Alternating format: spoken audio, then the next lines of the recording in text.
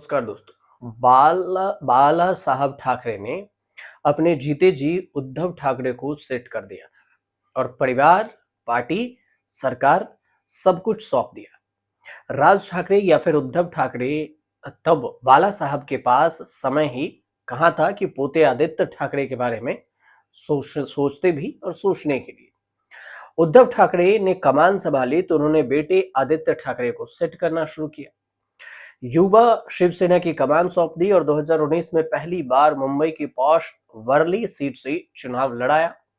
2019 से जो इस बीच में थी, 2019 से 2024 के बीच बहुत कुछ अब बदल गया है। जो दोस्त थे उनसे ही लड़ाई है। बीजेपी शिवसेना के निशाने पर है। आदित्य ठाकरे वर्ली से दूसरी बार चुनाव लड़ रहे हैं। आदित्य ठाकरे को हराने के लिए गहरा चक्रव्यूह बना है। पिछले कई चुनाव में बीजेपी ने सांसदों को विधानसभा लड़ाने का प्रयास किया। ज्यादातर प्रयोग सफल रहे। तो वहीं पट्टी बीजेपी ने एकनाथ शिंदे को पढ़ाई है। सेम पट्टी मुंबई की वर्ली सीट शिवसेना के पास है। हो सकता है कि बीजेपी ने शिंदे के कान में कहा हो कि आदित्य ठाकरे को हराना है तो मिलिंद देवड़ा को लड़ा दो। मिलिंद देवड़ा की संभावित उम्मीदवारों में चौंकाने वाली भी है, क्योंकि उनको मैदान में उतारना चौंकाने वाली बात है। ये कांग्रेस के छोड़ने के इनाम के तौर पर मिलिंद देवड़ा को फरवरी में राज्यसभा सांसद बनाया गया था। कांग्रेस छोड़कर आए थे।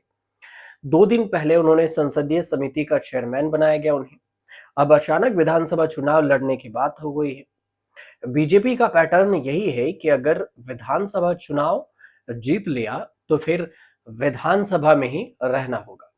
संसद की सदस्यता छोड़नी पड़ सकती है। हार गए तो राज्यसभा में तो रहेंगे ही। मुंबई का देवड़ा परिवार करीब करीब 55 साल तक कांग्रेस का भक्त रहा। पिता मुरली देवड़ा मुंबई के मेयर, मुंबई कांग्रेस अध्यक्ष, कांग्रेस सरकार में मंत्री रहे और कांग्रेस के ऐसे बड़े नेता में थे जिनकी पहुंच सीधे गांधी परिवार से थी। मुरली देवड़ा मुरली देवड़ा जो थे, उनके निधन के बाद मिलिंद देवड़ा के लिए कांग्रेस में जगह बनाना मुश्किल नहीं रहा। कांग्रेस ने मुरली देवड़ा की मुंबई वाली राजनीति विरासत संभालने के लिए मिलिंद देवड़ा को अपना लिया और अपनी पार्टी में रख लिया। अब राहुल गांधी की ओर से जो टीम के मेंबर हो गए थे मिलिंद देवड़ा, 27 साल में सबसे यंग सांसद बने। मनमोहन सरकार में मंत्री पद मिला। राहुल गांधी के भारत जोड़ो यात्रा में कदम से कदम मिलाए और साथ भी चले। सब कुछ ठीक चल रहा था, लेकिन अचानक लोकसभा चुनाव से पहले मिलिंद देवड़ा ने पाला बदल लिया। बीजेपी में तो नहीं गए, एकनाथ शिंदे के शिवसेना में ज्वाइनिंग हुई और कांग्रेस छोड़ने के इनाम में मिला राज्यसभा टिकट। अब राज्यसभा टिकट से मैदान में उतरे और फिर साउथ मुंबई सीट से मिलिंद देवड़ा ने 2004 और 2009 में लोकसभा चुनाव जीते। लेकिन मिलिंद देवड़ा 2004 और 2009 में लोकसभा चुनाव तो जीते ही, तब मुंबई में कांग्रेस के लिए चुनाव जीतना मुश्किल नहीं होता था। लेकिन 2014 के बाद चुनाव जीतना मुश्किल हुआ तो मिलिंद देवड़ा भी जीत नहीं सके। मिलिंद देवड़ा भी हार गए। वर्ली साउथ मुंबई लोकसभा सीट की ही विधानसभा सीट है। 1980 के बाद कांग्रेस कभी वर्ली से नहीं जीती। 2009 को छोड़कर 1990 से 2019 तक हर चुनाव शिवसेना ने जीता। शायद इसलिए आदित्य ठाकरे के लिए वर्ली जैसे सेफ सीट निकाली गई थी, उद्धव ठाकरे ने निकाली थी। तब शिवसेना और बीजेपी मिलकर चुनाव लड़ते थे। बाला साहब के समय में ही उद्धव ठाकरे और राज ठाकरे अलग हो गए थे। खराब संबंधों के बाद भी 2019 में उद्धव ठाकरे ने आदित्य ठाकरे को वर्ली से उतारा तो राज ठाकरे ने बड़ा दिल दिखाया। परिवार के बच्चे के लिए उन्होंने एमएनएस का उम्मीदवार नहीं उतारा। आदित्य ठाकरे के लिए चुनाव और भी आसान हो गया। खतरे की घंटी बजी लोकसभा चुनाव में। साउथ मुंबई सीट से शिवसेना यूबीटी के अरविंद सावंत के जीतने के बाद भी वर्ली में शिवसेना फंसते फंसते बची। सिर्फ 6700 वोटों की लीड ले पाए अरविंद सावंत।